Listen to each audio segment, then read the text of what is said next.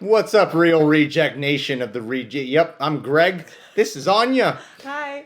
Anya Volts is a comedian, and I will not do that thing where I'm like, tell us a joke, monkey. Perform for us. I appreciate it. Thank you.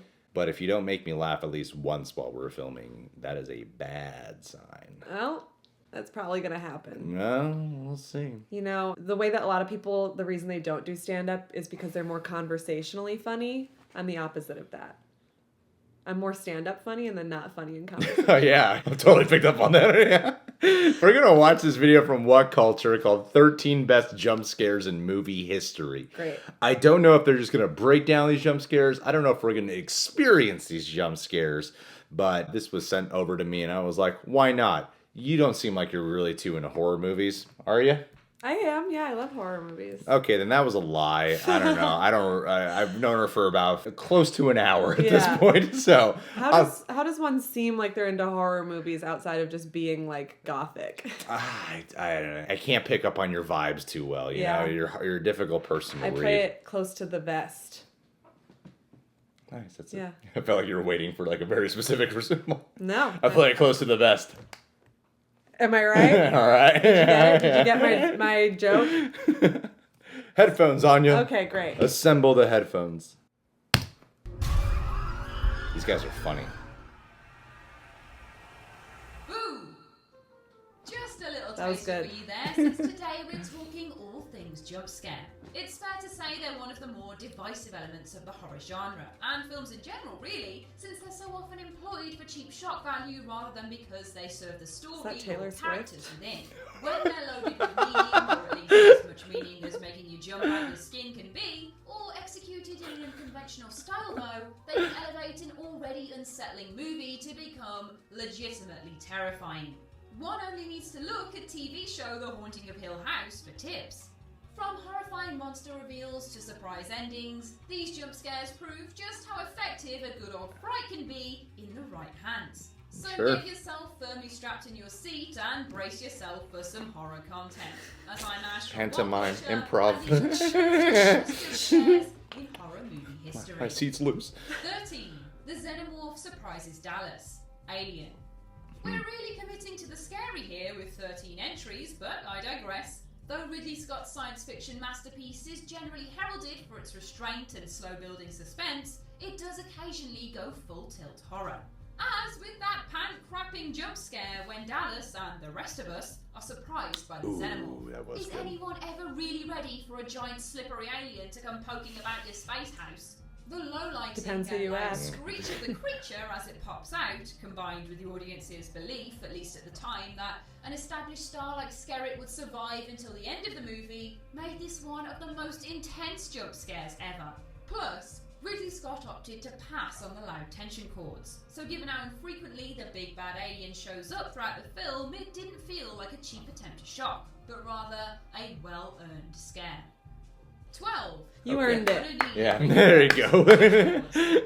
We've all had a secret fear of the ocean since watching Jaws, and if you say otherwise, you're a liar or just a weird marine biologist or something. That is a weird Spielberg marine biologist. gives us a terrifying first shot of the shark terrorising Amity Island as Brody Quinton Hooper set out to capture it. As Brody chums the water, the shark emerges behind him out of nowhere. That is a scary scene. It's a very scary scene. He darts back in terror and bolts upright, reflecting the audience's own sweaty fear. Though the shark might seem somewhat obvious, sweating all kinds of emotions. Sounds like she's turned on by it. Sweaty fear. It was an absolute killer and remains a classic jump scare that doesn't overdo it with the music or lovely plastic shark prop. Sure. 11. The blood test. The Thing. Of course, there are a number of excellent moments that will have you peeling yourself off the ceiling in John Carpenter's sci-fi horror classic. But none tops the iconic, gut-wrenching, holy crap, what is happening blood test scene. As McCready uses a piece of heated copper wire to take blood samples of each surviving crew member. That mullet? Oh, yeah, baby. Infected by the titular thingy. After testing numerous clean samples, McCready burns the infected Palmer's blood, causing it to literally leap out of the container McCready was holding, escaping to the floor with I a have loud not seen screech. this. Oh, you that haven't? works. No, Oh, I damn. know it's. Poked into your sensitive How can I bits. say I'm into Sure, horror? it'll make you jump too. Regardless, the entire scene is a masterclass in jaw-droppingly grotesque effects work. But the clever misdirection of the whole setup, where Mac is convinced that Gary is in fact the host, makes the reveal that much more shocking. 10. The Tall Man. It follows. No, This is I a haven't seen this fantastic one. example It's of so a totally good. unconventional jump scare that doesn't need loud noises or cheap editing to scare the viewer. As Jay is freaking out about being pursued by the sexually transmitted supernatural entity known only as It, her friends try to calm her down, insistent that she's safe from a monster based on a boinking history that will tear her in half if it gets close enough. Thanks, friends. That's reassuring. After opening the bedroom door to another of their pals, who also insists nothing is wrong, It appears behind her. Ooh! Resembling Yeah. an Ooh, extremely even that's scary. Yeah. They're talking. It Oh no. doesn't sound very scary until you realise that walking is Whoa! the instant What is this movie? need to see this movie. Shit. The tall man's unexpected Oh, appearance God, at it's the like- doorway makes this uniquely unsettling. Coupled with its Uniquely black, unsettling, evil that is sharp eyes correct. Make it all the more intense. Ugh. Someone put some sunglasses on him or something. It's horrid. 9. I saw her face. I have a story about this one. Gore Verbinski's surprisingly strong Japanese horror remake begins with the death of Katie, who's the niece of our protagonist You've seen this, Rachel. right? Once we've heard A about long her time nasty ago. fate, That's Rachel's Taylor sister Swift. asks her to find out what Is that Taylor really Swift? No, that's Taylor Yeah. Swift. Any normal, inexplicable No, that's Taylor death Swift. causes insanity in all those who witnessed it. Ruth tells Rachel, I saw her face. After which there is the briefest 2-second cutaway to Ruth discovering Katie's corpse. Oh my Yes, gosh. it makes use of a loud tension chord, but the fact that the scene comes in the middle of a totally quiet dialogue scene makes it unquestionably effective. And it sure doesn't hurt that the visual of Katie's dead body is so damn revolting. Yeah. 8. The Painting. The Conjuring 2. The Conjuring What movies happened? are packed with plenty of well-placed jump scares, though there's an especially terrific one in The Conjuring 2. As paranormal investigator Lorraine Warren follows a vision of the demon known Valak into her home office, things get very intense very quickly. There, she finds her husband Ed's painting of Valak that he made earlier in Oh the yeah, movie. that's As right. that's I not remember creepy this at all, now. and a tape player starts blaring out music all by itself. Oh no! Valak then plays a series of tricks on an increasingly unsettled Lorraine before a shadow of Valak walks across the walls of the office and appears to inhabit the Valak painting. Then she bursts out of the wall and That's face so first to scary. Lorraine, with the painting still in her hand. Though just about anyone that's seen a horror movie before knows that this scene would culminate in a huge scare, Wan managed to get an inventive jolt out of it, slow bleeding the scene for maximum suspense before letting loose with all the loud noise and CGI assisted effects. Excuse me whilst I just return my soul back to my body. 7. The kitchen explodes. Oh yeah. Yeah. I freaked out in the Paranormal theaters. Activity Yeah. generally prided themselves on their Oof. minimalist thrills by allowing viewers to generate most of the terror in Good their own call, minds. guys. But the second movie pulled off one terrific practical jump scare that came totally out of nowhere. As Christy becomes increasingly unsettled by the spooky events taking place in her home, she sits in her kitchen one afternoon and is surprised by every cabinet door in the vicinity exploding open with a huge force. It is a totally unexpected did jump, scare in me large a part lot. because it takes place during the daytime and generally the scary shenanigans in this franchise and the horror genre as a whole transpire at night. I so miss If you saw this movie this in the cinema, style. you'll probably remember that this found scene footage? was really, Yeah. really Yeah. loud. But So hey, good. It made you jump, right? 6. Lawn work. Sinister. Oh, I've never even. Shortly Yeah, after moving I haven't into seen his this. new house with his family, crime writer haven't Edison heard of it. Oswald discovers a series of Super 8 reels, each containing grisly and disturbing murders of entire families. Oswald can't help but watch the tapes, the nosy bastard that he is, and he eventually views one called Lawn Work, a near-silent video in which the camera person is seen spying on a family before breaking into their home and grabbing the family's lawnmower. But hey, it's fine. He's just doing a spot of mowing in the garden in the dead of night, the helpful soul he is. In the Thank you next for that sequence, visual. The mower is seen harmlessly mowing around the lawn for a good while. That is, before a person is visible on the ground out of nowhere and a loud screeching Whoa. sound is heard. Some might call a blaring Whoa. noise a cheap jump scare coming after so much silence. but its terrifying impact is undeniable, and Oswald's petrified reaction pretty much mirrors the audience's. Sinister's gross soundscape is one of the few movies that can get away with such a moment, to be honest. 5. The demon appears. Of course. Insidious. Of course. Yes, James Wan Hack. knows how to deliver expectation-defying jump scares, alright. This classic from his 2011 hit Insidious occurs when Josh's mother Lorraine visits and tells him of a dream she had, where the demonic entity terrorising the family claims that it wants his son, Dalton. As Wan focuses the shot on Lorraine, an unsettling clicking noise can be heard. And as she looks over at Josh, the demon, complete with red and black face paint in full Darth Maul cosplay, can briefly be seen grimacing behind an unaware Josh's head. Wan performs a clever act of misdirection here. His constant lingering on Lorraine makes it seem like something might jump into the shot of her, but instead, the demon emerges during the cut to Josh. It's honestly horrible. Head Okay. removal. The Exorcist 3. Head removal. Though one of The less Exorcist popular movies 3? on this list, Yeah, The okay. Exorcist 3 is noteworthy for featuring the most bracingly heart-stopping jump scare in the history of not just the horror genre, but cinema as a whole. Ooh, there's a nice big claim for you. Still not number 1 though. The sequence I love these involves little a nurse reactions. on her duties during the hospital's night shift, entering a room to check on a patient and then exiting it. The door quickly swings open and a white-robed figure pursues her with a pair Oh of my. Have you seen that Firstly, scene? the scene is Oh, largely shot I've never, from I a distance, didn't know there was a creating an third unconventional Exorcist. voyeuristic feel. I know Then there's the nothing. joke itself, which quickly zooms in and blares out a horrendous screech. That scene and finally, the is fantastic terrifying. cut to a statue of Jesus with his head removed. It's pretty much a great jump scare. Unpredictable, shocking, vaguely humorous, and superbly directed. 3. Wanna play hide and clap? The Conjuring. Hey, can you tell I like James Wan? It is introduced early in James Wan's smash hit horror flick that the parent children love playing a game called hide and clap.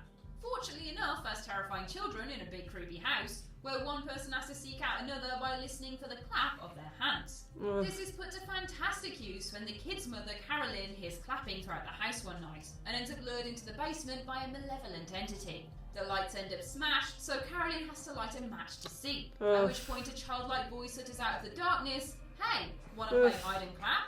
And then, after a beat, a pair of hands emerge out of the black and clap loudly next to Carolyn, scaring the living bejesus out of both her and the audience.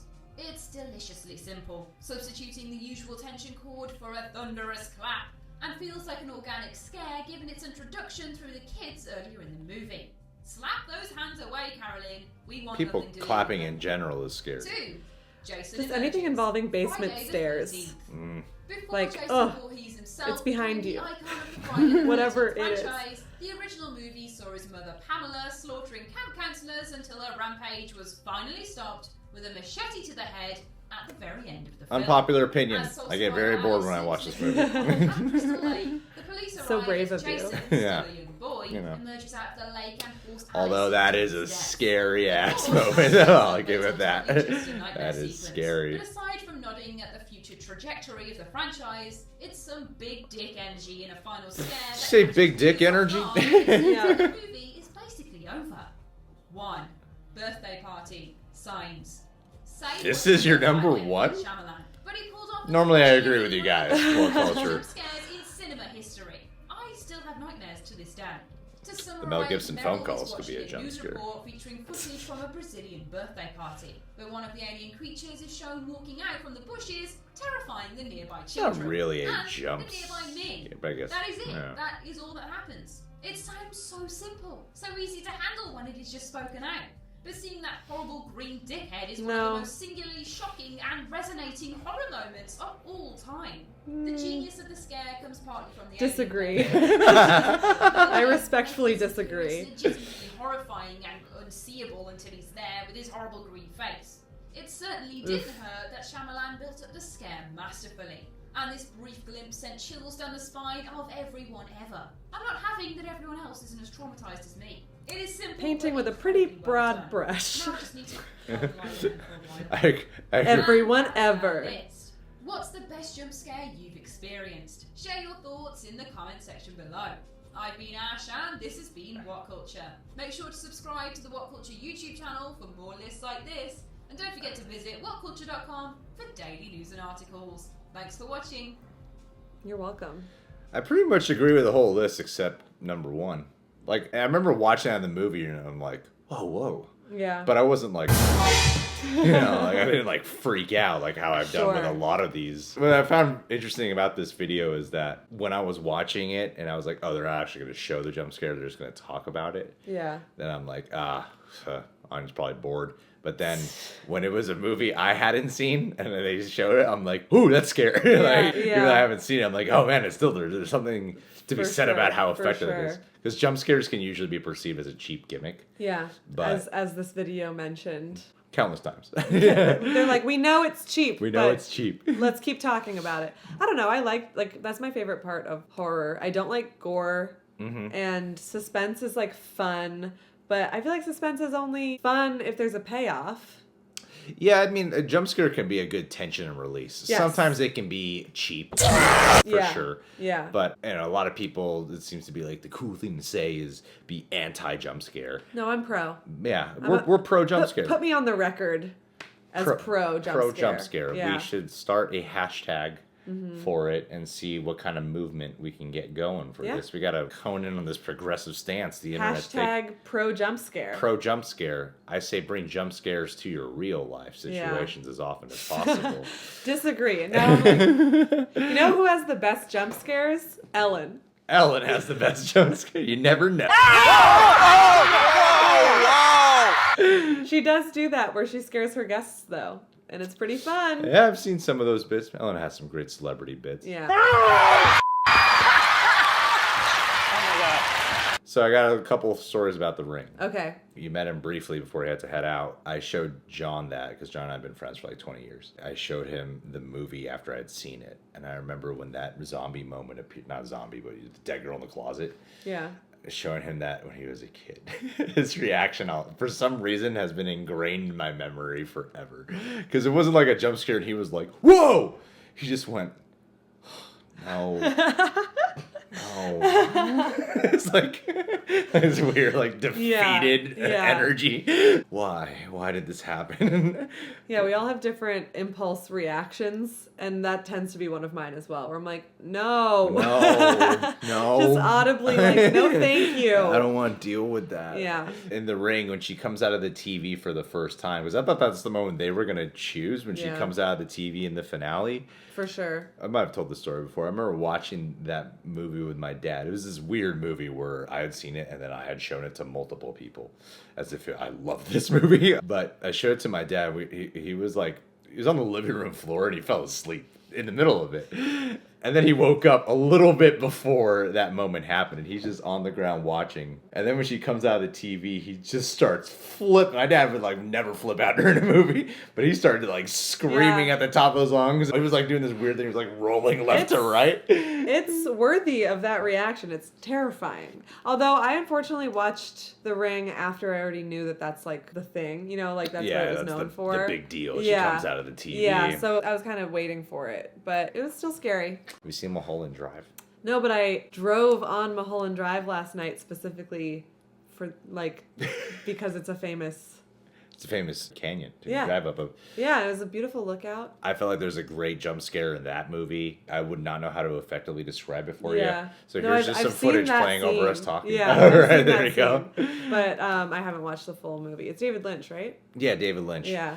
Who often provides good jump scares. Yes. I don't know. I think a jump scare, if it's well earned and like properly set up, that's why I like the way they broke down this list. Like when talking about the clap and the Conjuring, like they're building it up. It doesn't just come out of nowhere. Like, what the hell was that? You know? Have you seen Hush? Yes. What moment are you talking about? Just kind of, I don't remember the specific moment, but the way that they use her big sliding glass doors several times to kind of build that he's watching her. And then like that she can't hear him, like him like knocking. All of that was all like building towards when she realizes that he's watching her. Yeah. Which isn't necessarily a jump scare, but it is like a moment where you're like, fuck. Because she has to like run to the door and like slam it. I'm sorry, like watch the movie if you haven't seen it. Watch the movie if you guys haven't seen Hush. That's a great movie. It's a really good movie. I've noticed where all of these, other than Jaws, where all of these supernatural supernatural horror movies? I feel like for the most part they were. I feel like, especially in the realm of jump scares,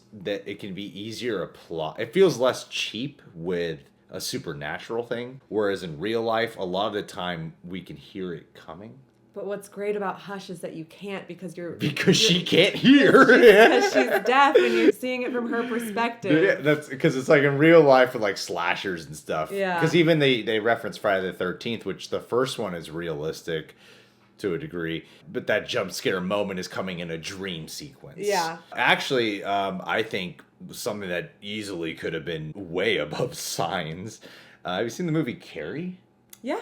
At the end, when she's having a dream about visiting Carrie's grave, and then Carrie pops her hand out of the grave, that moment haunted me. Yes. That was absolutely terrifying. Yeah. I'm getting nipple chills just thinking about it right now. That is a scary ass moment. We got Chili Nips. Chili Nips. In the building. The Chili Willy Nips. And that moment. Hashtag Chili Nips. Chili folks. Nips. I know people hashtag nipple chills, but no, Chili Nips. Chili We're going to Nips. change it up. Thanks, Anya. Yeah, you're welcome. You've changed my catchphrase.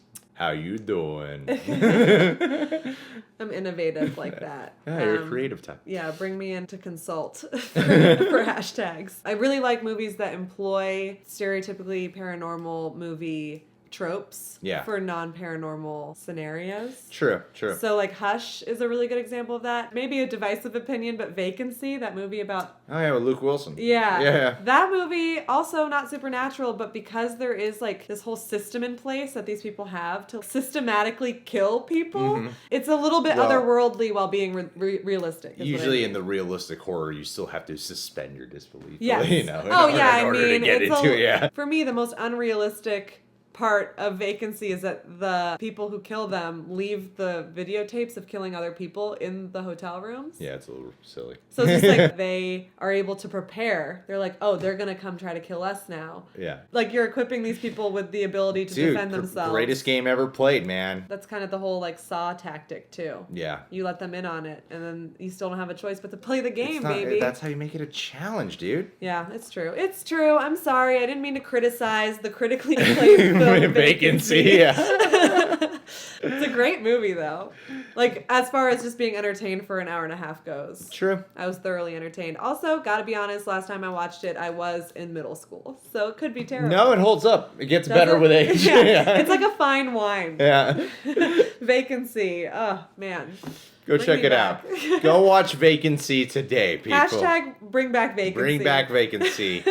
Nipply chipplies. All right. Well, that's it for this one. Loved it. You guys should subscribe to What Culture. You can subscribe to the Reject Nation, but more importantly, make sure to follow Anya on Instagram and Twitter. I'm flying out to New York to join her for a collab, and the only way she'll let me come on her channel or be featured in her next live stand-up performance is if she gets at least 5 more followers from this video. Wow, you lowered the bar. Yeah, that's what I do. Yeah, okay. I have I'm an underachiever. I was hoping for 10, but 5 is okay. 5 is okay. Yeah. Add it with the last video, 15. You'll be good. Yeah. See you guys. Bye. Bye. We have an insight. It's a thing. Yeah. You wouldn't get it. Yeah.